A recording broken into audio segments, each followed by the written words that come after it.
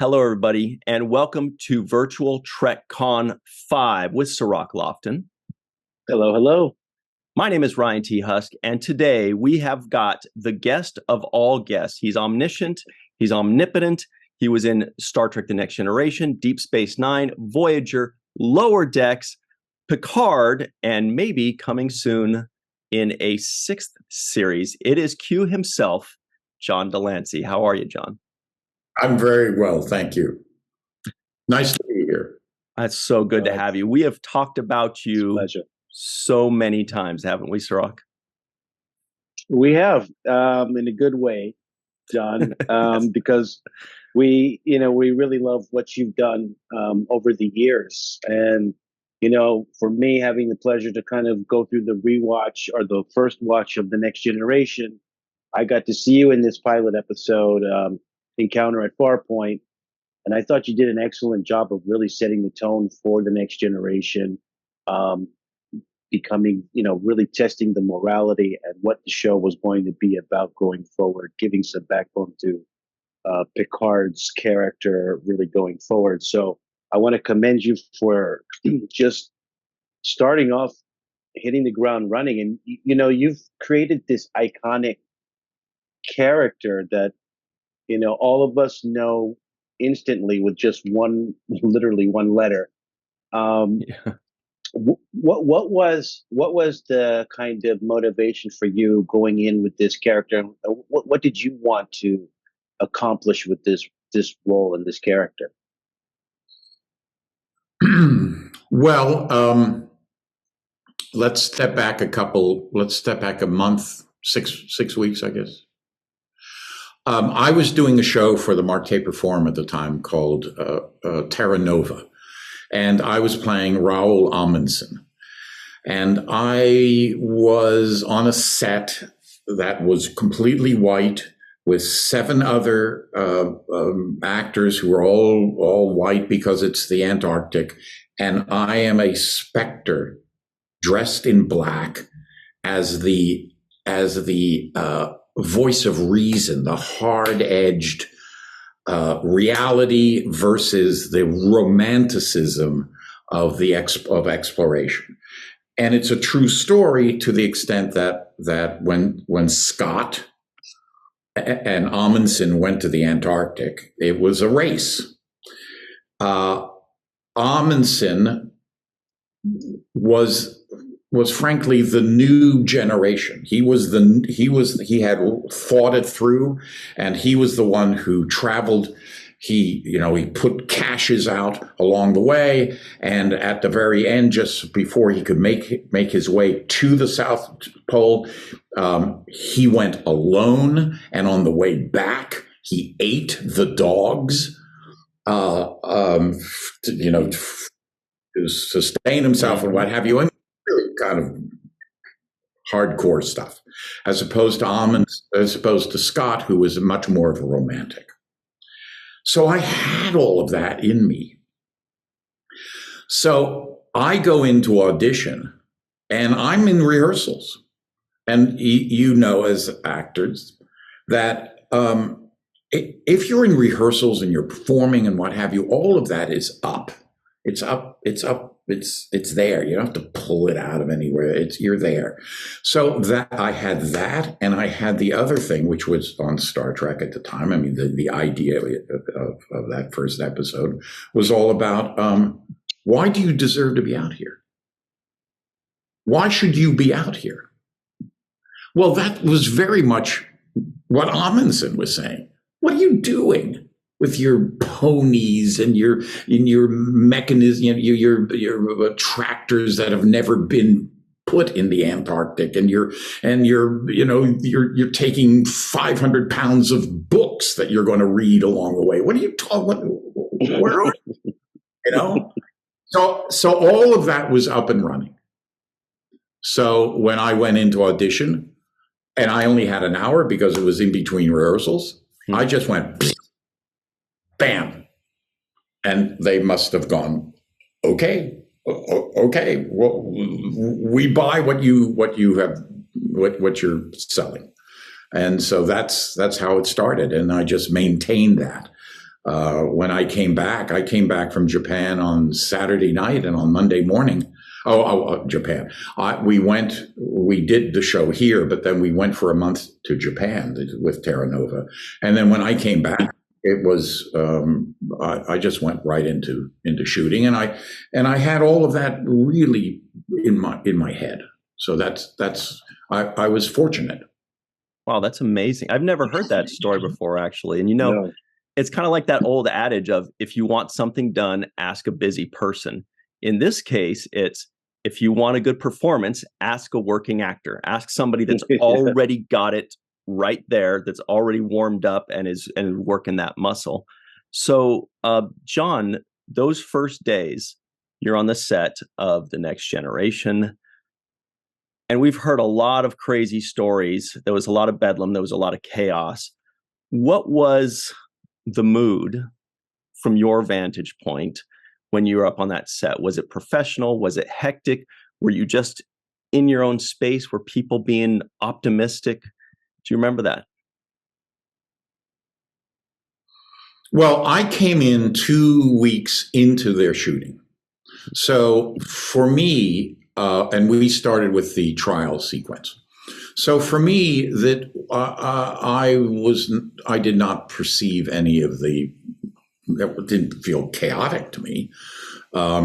It was just shooting. It was just work. And also, personally, I was fighting jet lag. So, that's, like, here's another actor thing, is that sick actors often do their best performances.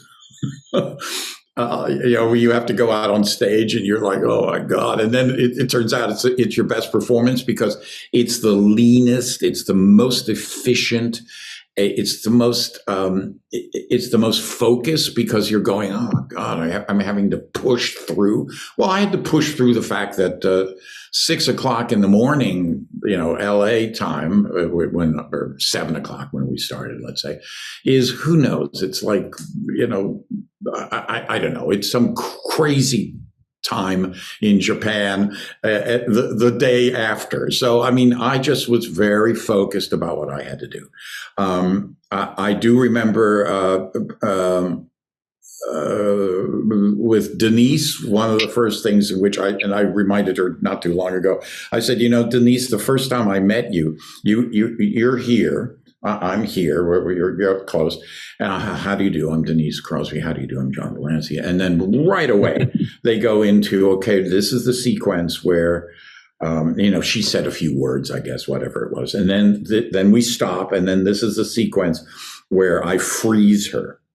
And they are blowing hot paraffin on her. So, I'm really sorry. Sorry, I have to do this to you. John, you got a fantastic voice, and one of the elements of your performances is how you project your voice, the sound of your voice. It's remarkable. It's perfectly fitted for Shakespeare and those kinds of stage performances as well. Which I did feel a lot of Shakespeare in this pilot episode.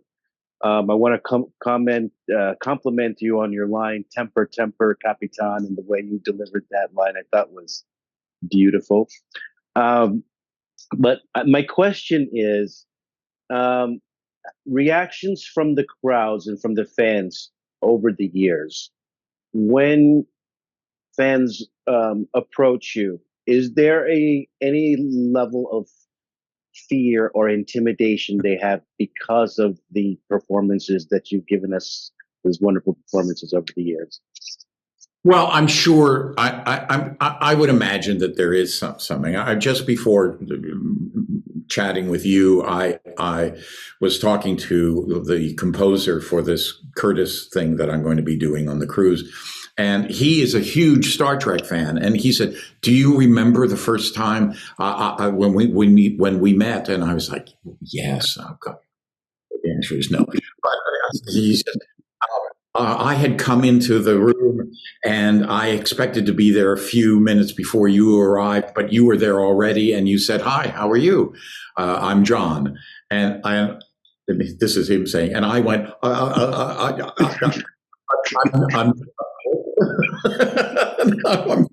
And I didn't pick up on the fact that, but he said he was intimidated. Listen, my voice has has helped me and has hindered me.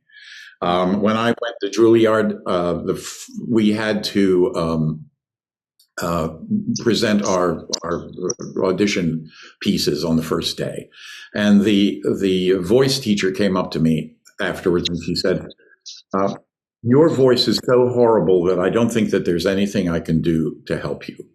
I was like, "Oh, okay." I don't know why she said that. It was the beginning of a not so happy relationship, let's call it. It's been helpful in some areas. It's not been helpful in others. Especially in television, it's not very helpful because it's distinctive. And it does feel, cultured, or feels Shakespearean and stuff like that. But I don't do anything with it. At the end of my experience at Juilliard, the same teacher said to me, "Teaching you has been one of the most, I don't know what she said, humiliating or unpleasant experiences that I've had." And I said, "Well, you told me there wasn't anything you could do for me, and I took you at your word." So it's just I don't manufacture it. It's not cultivated in any way, but it works for certain parts, and oftentimes it doesn't work for other parts.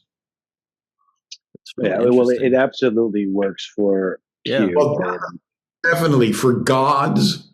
Yeah. And omniscient creatures. It's perfect. I wanted to ask you also, in that first episode, it was a little unusual for us to see the prop that they had built, this kind of throne of a chair that moves around in the scene. Did you find that a hinder or a help to your performance when you were kind of sitting over everyone as the grand judge? Well, in that respect, it's a huge help. I mean, you're looking down and, like that. But getting into position, I don't know if you could see it, as it was moving, it was doing this. And I kept on going because I'm imagining my third eye is going, "Oh, man, this is really rinky-dink." This is really, I'm the master of the universe, but I don't fold in very well. Yeah, but it did actually. I mean, visually, we love the way it kind of had that brooding over and this judgment. It added to the level of judgment that you were placing. Great. Also, the costume.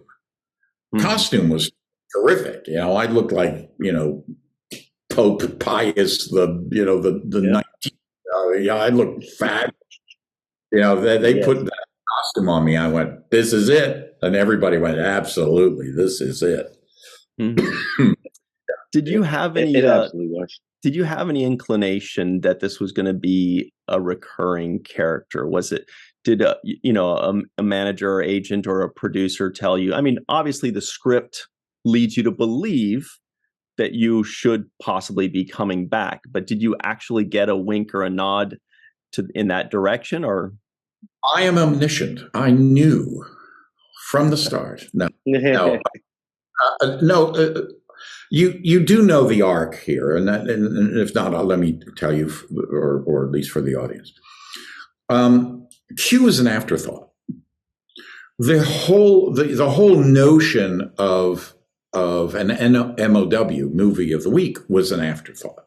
Gene wanted to go right into episodic, and either the studio, the network, whoever, said, no, we want an MOW. So he fashioned this sort of on the fly pretty soon, close to when we were shooting or scheduled to shoot. I believe that he went back in his memory and thought, well, what sort of characters were were good. Trelane probably came to mind. I didn't know about Trelane. I was not a Star Trek fan. Put it this way, it wasn't so much that I was not a fan. It's that I was, we didn't have television in the house. I was such a bad student that my parents pulled the TV out of the house. So I never watched those shows. I only watched the movies when I could just by myself go to the movies. Mm-hmm. So when somebody showed me Trelane, excuse me for coughing, somebody showed me Trelane about 3 or 4 years into doing it, I went, oh, wow, there are similarities here. But that was not intended. After the second or third day, when dailies came in, Gene took me aside and he said, I think we're really happy with what you're doing. And you're going to be coming back 5 or 6 times a year. Oh, wow. And, as an actor, you hear these things and you kind of go, well, we'll find out. But I sort of was under the impression that already wasn't going to work, because when you think about it, this is sort of a Mercutio type character in Romeo and Juliet. And having played many, many years ago, Romeo twice, I know what it feels like when Mercutio dies. When Mercutio dies, the audience goes, now we're just dealing with Romeo. What a drag, and you feel that weight from the audience. Well, I'm a sort of I come in and I'm spinning. So at the second time they brought me back, Gene said, you know what, I'm not going to bring you back more than once a year, because it occurred to us that then we would have a show where we're just waiting for the clown to show up, or the Mercutio character to show up, and it's too disruptive. I said, I completely understand. Mm-hmm. So that was a conversation that he and I had. Yeah.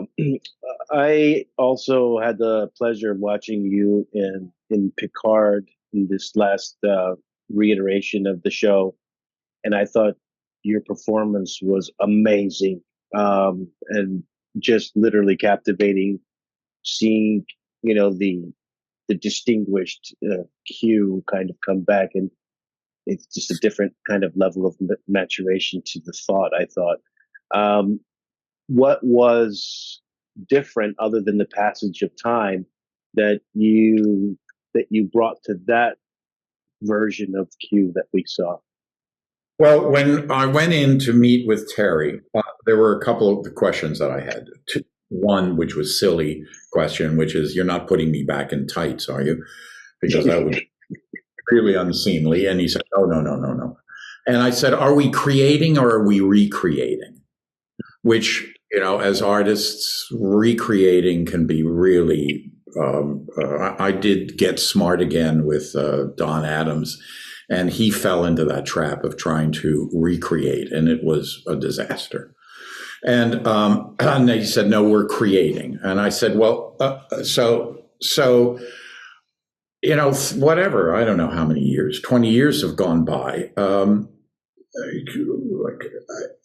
Just the notion, I went back and looked, I don't know if I've ever even looked at an entire episode. When I would check myself out during the ADR sessions where I go, can I see that scene? Or, I'll do this scene. Can I see the scene before? Can I see the scene after? Okay, right, good. So I'm checking myself out. I brought in the opening series a level of energy that I thought was particularly good for me, and ultimately sort of good for the show, good for those episodes. It was a different sort of energy that most of the other actors were doing. To bring that energy to Picard would have been trying to recreate.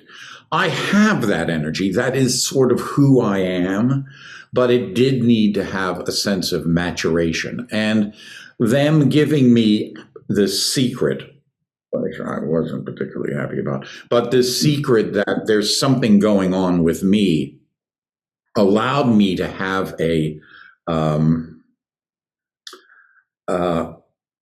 kind of a hidden intensity about this has got to get done now. And so, things, just simple things, which were at the time, I think people were like shocked about it, where I slap him. I just slap him. I said, get ready. Takes us up into another zone. We're just in another zone.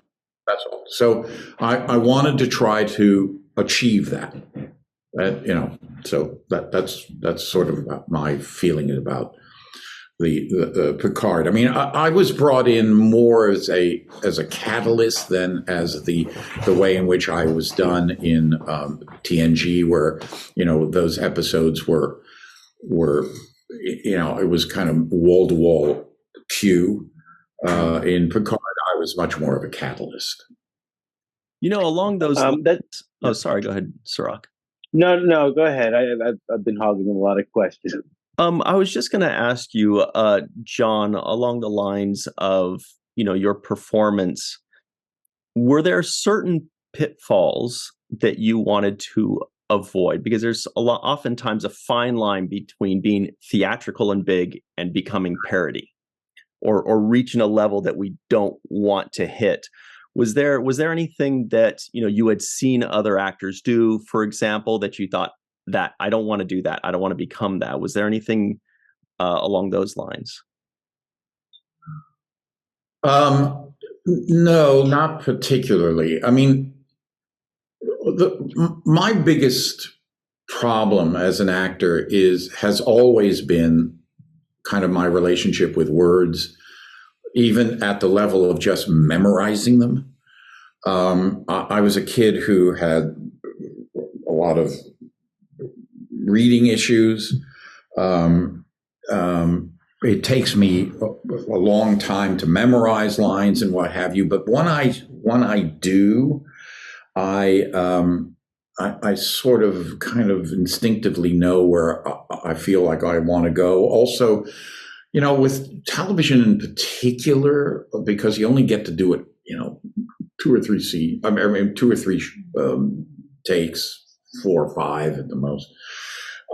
That I wanted to have in my arsenal in RAM certain tools. I could go in this direction, this direction, this direction. And so all of that is work in which I do as homework. And then rather than come to the shooting and to try to do a performance, I try to do a rehearsal with this particular focus. And it allows me to take my mind and self-consciousness and throw it onto the other person.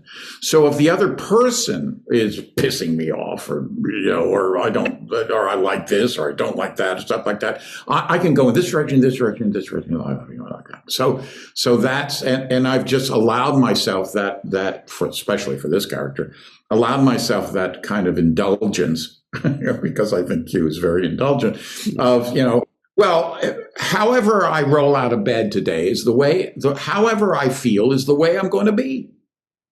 That's it, So it gives you a little bit of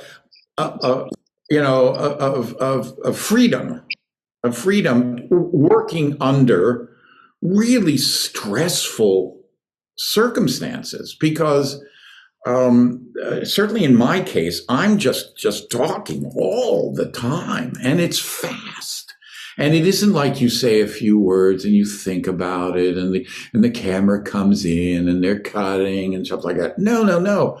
I'm careening So you need to get up to a certain level. You've got to get it out of your head and into here to be able to careen. So and not so those were all of the things that I was dealing with, as opposed to this is too big and I don't want to do it like that person and stuff like that. I was mostly focused on how I would technically get through difficult stuff. Mm-hmm. So, Had you worked with Sir Patrick Stewart before doing this? no, And, yeah, go ahead. I'm sorry. and if not, how quick did it take for that chemistry that we see to evolve? Patrick and I think I know that they had hired Patrick first, and I think they might have hired me second, because while I was in rehearsals for Terra Nova, I was getting together with Patrick to do rehearsals for this, which was not going to be shooting for 6 weeks at least, or so. As a matter of fact, he was out on the patio here when we first went, one of those rehearsal things, for which I ended up saying to the director, who wanted to rehearse and rehearse and rehearse, I love rehearsing. But I finally said, hey, listen, guys, this is like the third or fourth time we've gotten together. This is television, and television dialogue, which is not demeaning. I'm not doing that, but it isn't Shakespeare, where you can put more and more weight onto it. If you put too much weight, this stuff begins to pull apart, and you begin asking too many questions. So I would like to do all of our rehearsing, but let's keep it in the level of asking fundamental questions, and then let's see what happens. And I'm confident that what happens will be good. We're both, professionals, and we both know what needs to be done on the day, and I feel like we've done our homework. So, just to clarify, this is Corey Allen, right, and Patrick getting together at your house we prior got to my house. We got together at the studio. We got together somewhere else. My wife, if she were here, would be happy to tell you the story of our younger son Owen being born, and me at the hospital. We're around 7 o'clock in the morning, or 8 o'clock in the morning.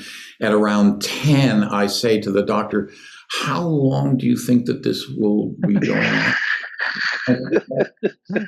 You mean you couldn't just snap it in? Marty's like, excuse me? And I said, because I could go to rehearsal. I have a rehearsal that I'd like to attend. I'd only be gone for about an hour. And lo and behold, I shot for an hour to do a little rehearsal. And I think it was at that point I go, hey guys, enough. I can't keep doing this. Yeah. Well, it's great that you bring up Owen, because we're going to take a super quick break and come back, and Owen will be joining us. So we're very much looking forward to that. Stick around, everybody. We will be right back. Hello, everybody, and welcome back to Virtual TrekCon 5 with Sirach Lofton. Hello. Of course, John de Lancie is here. We are also joined by his son, Owen de Lancie. What a pleasure. First time for us. How are you today, Owen? Good. Thank you. Very good. So good to meet you. Everybody at home, if you don't know, Owen has something called Fanfare Signatures. We are new to this game, but it's freaking incredible. Can you please tell us, Owen, the genesis of this idea? Yeah. Well, wait, before you do that, Owen, before you do that, I want to give a little more intro. Okay. So I did get a chance to meet your dad on the cruise. I, talked with him a little bit. And during that time, he was raving to me about you and the work that you do. And we did spend time, just going over some really cool designs that he said that you came up with. And I first thought, wow, that's a great idea, number one. And number two, I wanted to say, I thought also, John, that it was great that you were working with your son and that you were enthusiastic about it. So I wanted to say that was another sign to me about just what a good person you are and a good father that you are. So having introed with that as well, tell us more about what you're doing, Owen, and the origin of this. Yeah, so I think, to some extent, it's sort of serendipitous. I don't think certainly neither my dad nor I intended to ever do this together. So essentially what it is that, as I joke, for most millennial children, I think I'm the default IT person for my parents. And so part of that is, to some extent, taking care of my dad's website. So, helping to manage it, keep it updated, and whatnot, keeping it relevant. And so part of that is going through the email stuff that comes through. Just, people write in all the time. When the pandemic hit, all of the conventions completely shut down. And what that meant is that we started to see a flood of people writing in saying, "Hey, I was really hoping to get to see you, and now it's closed, and who knows if I ever will. Can I send something to you in the mail? And I'll put cash in the envelope, and then you can sign it, and then you can go back to the post office and send it back to me." And I remember talking about this with my dad, and it was sort of like, I don't think that's even possible at this point. And so I started writing back to people saying, "I'm so sorry. We don't, stay safe. We have no idea what's going on. Hopefully things will turn back on soon." But as I'm writing these emails, I'm going, "Oh, wait a minute." So to take a step back, my partner and I met in architecture school in Canada, in Vancouver, UBC grads. We started a business about 10 years ago where we started to, while we were working in architecture, we started to do sort of in-house design and print manufacturing for a lot of different things, but, e-commerce brands, but also for, hotel chains and government agencies and things of that nature. And so that was our business at the time. And as I'm writing these emails, so just to clarify for those, to give a visual for people, because I've seen some of this stuff, and these are like architectural layout, like schematics of city blocks or of neighborhoods, kind of in different, really interesting and unique layouts for big companies to put in their offices, or for different Absolutely. things like that. We would use a lot of our architectural, like we were doing a lot of urban planning. That was actually my specialty in architecture. So we were, doing a lot of what is called GIS, geographic information systems, which is essentially how all mapping is made, right? You go onto Google Maps, it's all GIS data. Well, that data ultimately has to be surveyed from somewhere. Somebody has to actually go out onto the earth and survey it, although now we have satellites. But we were using that to create pieces of work, of artwork, that we thought were interesting because of both the data they were showing, which was real, but that the data was actually beautiful, like in a visual way. You could display it in a way that was like, oh, that's actually really interesting. So it almost looked like modernist art, but then when you looked, you're like, oh, that's actually New York City, isn't it? Or whatever it was. So that was our business. So I'm writing back to these fans, and all of a sudden it sort of just dawned on me. I had this thought. I'm like, you know what? Maybe we could do something here. So one of the things that we use a lot in our illustration work and whatnot are tablets and drawing pencils and styluses. It's now ubiquitous in the design world, right? The technology's gotten incredible. And so I just said, Dad, here's a thought. What if we were able to do this? What if we could create a piece of art? We could, we have 30 manufacturing sites around the world in our business. I could maybe get this to you. I could maybe take requests from the people who are asking for them, and then you can just sign them I'll send you some of our hardware, and you can, sign and write a note and whatever, and then I'll figure out how to get it to the fan. that was really the genesis moment. My dad was a little bit, I have to say, he was a little. So I jumped in. I jumped in in my usual way. I went, no, no, no, That'll never work. no, too complicated.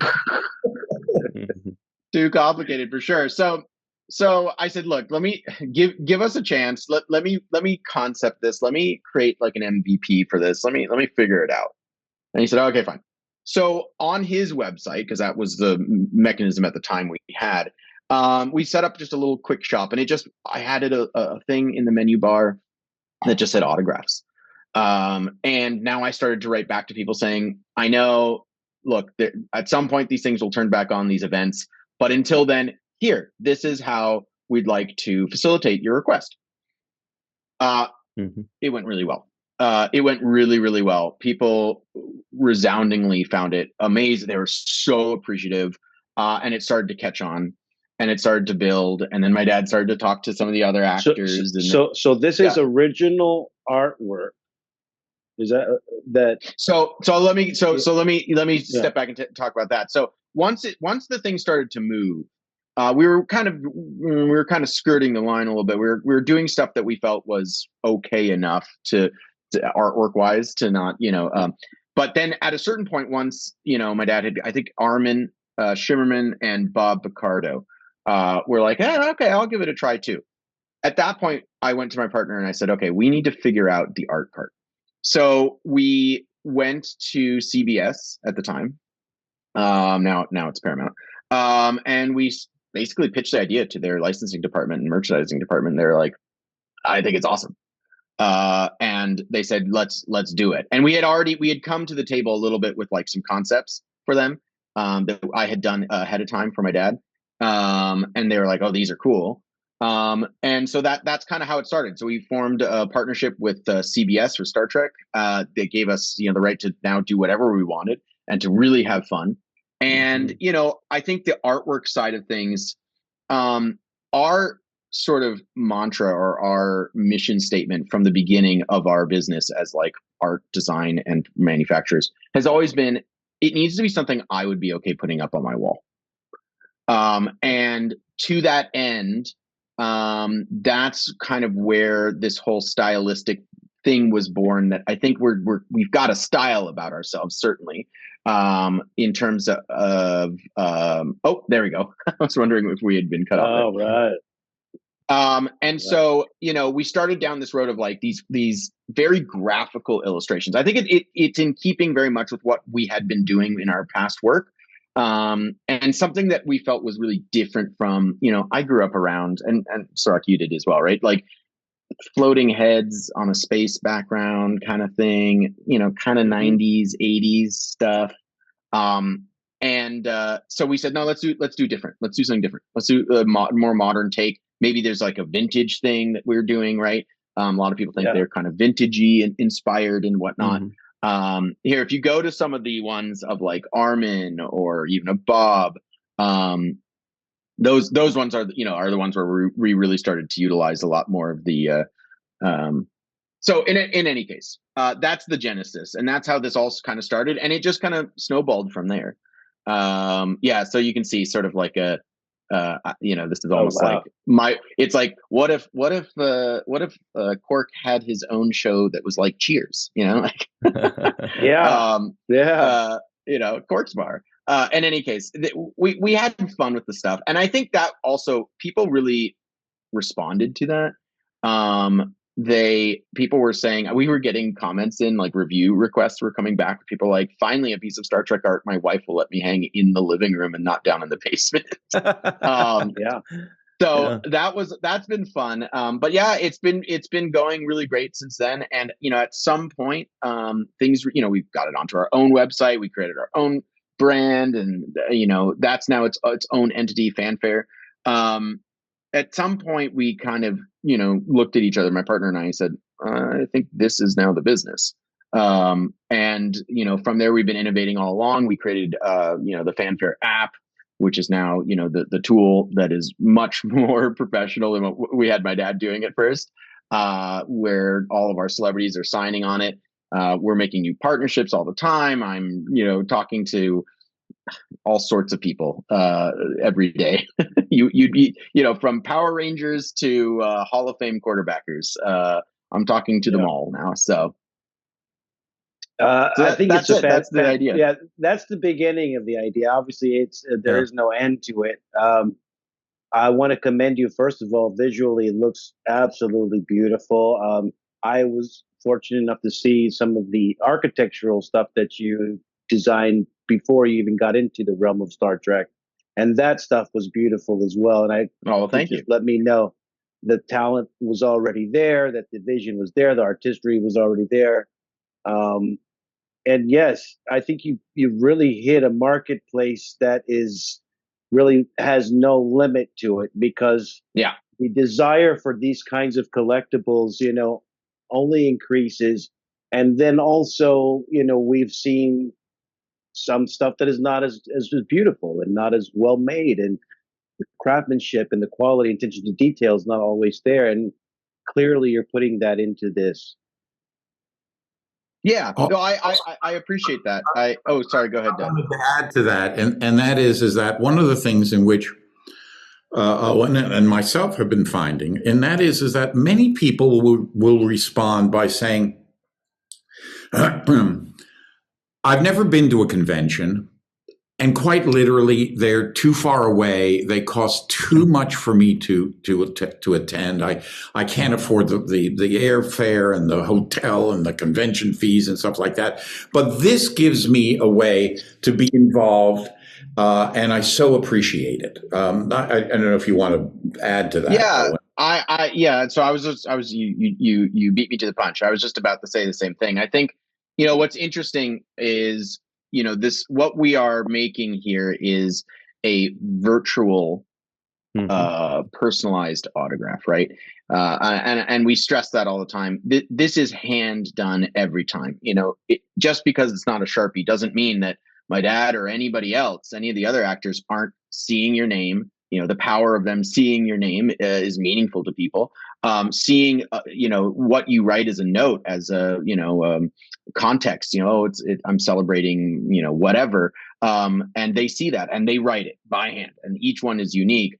And I think, for a lot of people, like my dad said, who, there is some impediment to them traveling or getting to an in-person event. This just opened the door to all of that, right? And we do see that a lot. We see a lot of comments online, in our reviews, people just saying like, I would have never been able to have done this before. I'm so happy about this.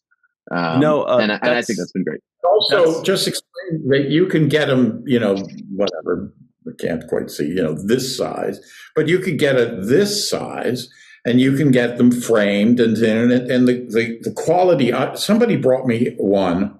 I haven't seen these until recently. Somebody brought me one at a convention, and I said, "Let me look at this closely." I went, "Oh wow, that's paper quality. This is."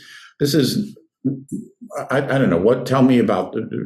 Well, what we typically say, when we're dealing with this kind of stuff, like if we're talking to partners or anything else, we had this issue, which is that as you said, Sirach, there's no limit to who can be on the platform, and to that end, we are talking to currently people who they might be charging, they might expect, and people will expect that the signature price is, they charge a lot for their autograph. So we needed a product that hit the top of that mark and then could be utilized all the way down. And so what we decided is that instead of like parsing it and saying like, oh, well, we have cheaper product, and then, oh, well, if you're getting a signature from an A-list celebrity, it's going to be a higher end product. No, we just said, look, what's the highest end product that we can do that is affordable and people are going to be very impressed with, and that's what we do. And we just do it across the board. We just said, no, we're not going to parse this. We're not going to like have tiers or anything like that. It's just going to be, what is our best version of our print manufacturing? That's what we're slotting into for this product. So yeah, I mean, the frame print, which I suggest, it's very high end frame print, wood, professionally matted. It's got all of the museum grade stuff you'd want, with the acid free papers and inks and the optical acrylic glass, which keeps the UV protected and all that kind of stuff. Comes right out of the box frame, ready to hang. So I think it also just makes it easy. Part of what I say to everybody is, we've created a tool. This is less our product than it is my dad's product, right? It's a connection between him and his fans. And so what we've created is actually just a tool for the facilitation of that connection to be easier for everybody. We'll handle all the rest of it, but we've just made that simpler for everybody. That's very similar to what Sirach and I and our team do, which is we're bringing conventions, and you are bringing art, and you are bringing the signature experience to people that otherwise would not have it. Like you mentioned, some people they can't afford it. Other people, they have 5 children that they have to watch. Yes. Other people are ill or disabled. There's so many reasons why people can't go do these in-person things, and we have to create ways for them to get that experience anyway. Otherwise, they have to just live their lives watching other people experience these things. But what you're facilitating is actually a great thing. It's not just a fun thing, but you are going to create mementos of a lifetime that people would not ever get a chance to have. And I hope that you're going to start getting these messages from people saying, thank you so much for this. This is something I always wanted, but never would have gotten.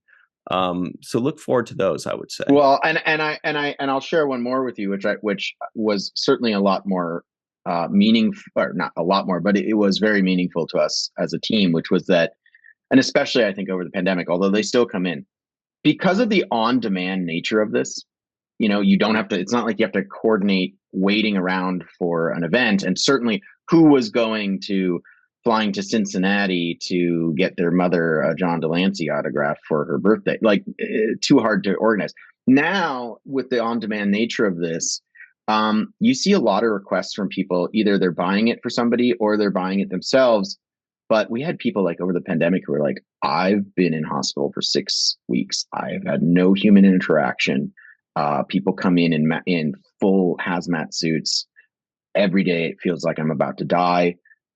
Armin wrote something to me, and they got it into me in the hospital and hung it in this room I'm in this, bubble I'm in, and it has meant the absolute world to me. And it has given me hope again. And I mean, honestly, I was almost like, oh my God, I showed everybody when I saw it come in, I was like, it's like goosebumps a little bit, because we're seeing the product being used in that way as well, where it can be used as words of encouragement. It could be used as a commemoration of some event somebody's having. It can be used to roast people. We get some of those as well. I think that all in all, it's enhanced the memorabilia piece, right? Almost, because when you go and you get an autograph, it's for yourself, and so it's a self purchase. And also, I want to add, you don't have, I mean, as the person who signs these at conventions, you don't have time to write what the person on Fanfare might say. I mean, I just did one a couple of days ago. This is for my 91, and there's a little, thing that this is for my 91-year-old father. He has always been a Star Trek fan. He loves the fact that you say, the trial never ends, because at 91, he really knows that. Please, so I'm writing specifically to him, Arthur, trial. You and I both know the trial never ends, Or we see a lot with Bob, because we made, I think, a fun kind of like medical poster, like almost you could see, EMH, like it's almost like the manual, like, oh, before you actually start this thing, make sure you read this manual. People love that, and actually, he's got a lot of actual doctors who are fans, right? And so you had a lot of people ordering these for their own, medical practices or something, which was also kind of fun. There's so many different things. I think that's the thing that was really eye-opening to us. Was I grew up, as I said, in the convention circuit and this autograph memorabilia circuit, and so I thought I knew it, and I thought I knew where our product would fit. And we were really surprised at how many creative ways people are coming up with to use this, right? All of a sudden you make it on demand, and it's like, sit back and let the community show you actually what your product is. And that's been fun. That's been really fun. I got a couple questions. So Mhm. one, we know that it's customizable, so you can say whatever you want, but is it also like if I don't, because sometimes I get people at the conventions, they just want an autograph. They don't want anything on there that just, can you put your name? Maybe sometimes you say your character name. Is it possible to get some of those done just with an autograph and a character name as well? You don't have to pour your heart out to my dad if you don't want to. You can, there's an option that says, let John surprise me is what we've called it. And essentially then it's like what you said, right? My dad will just write, something. I mean, without context, it's hard to know, what to, but he'll come up with something, fun. Well, and also, I mean, to answer your question directly, sometimes it's just I will see just the autograph. Right. And, yeah, so that's doable. And then the other thing, the question is, what is the time frame if I were to, let's say I want a custom piece, I order it, how long can I expect before that thing comes to my house? Yeah, so obviously every actor has their own schedule, right? And every celebrity has their own schedule. Once the order is with them, it's up to them. Most of our talent are signing pretty regularly. On our end, once that signature and that custom message is completed for that customer, within 24 hours, we have manufactured in country from one of our print houses. If it's somebody in the UK, then it's our London office. If it's in Canada, it's our office in Toronto. And it gets out, it's in the mail in 24 hours. So, what I would say is it's mostly dependent, and, it's not a downside to some extent. People go like, oh, so I have to like wait for the actors. Well, yes, but also this is authentic. This is real. They are really signing this. And so if there's something, if they're filming, if they're on set that day or something, and there's some reason they didn't get to it that day, it's because it's really them, and there's nobody else doing this but them. Right. So that's for good reason. For good reason, exactly. Except for when I'm sailing. Yes. Sacrosanct period of time. At which point I say, well, 4 or 5 days later, but So we're just about out of time here, everybody. I do want to make sure everybody knows it's fanfaresignatures.com. That's FAIR, not FARE, fanfaresignatures.com. You can find that link in the description box below if you're listening in. Description box below. If you're watching, it's in the description box below. Click on that. It's a very easy to use website. As you can tell, I was able to use it, so pretty easy for me. Good. But that's about it for us. Everybody, make sure you do that. If you want to buy gifts for somebody, if you want to buy yourself a gift, because we all know sometimes we don't get what we want, and it's okay to get yourself a gift or somebody else. Right. So practice a little self-love.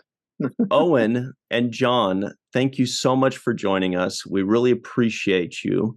Hope to see you on the cruise, by the way. Yeah, absolutely.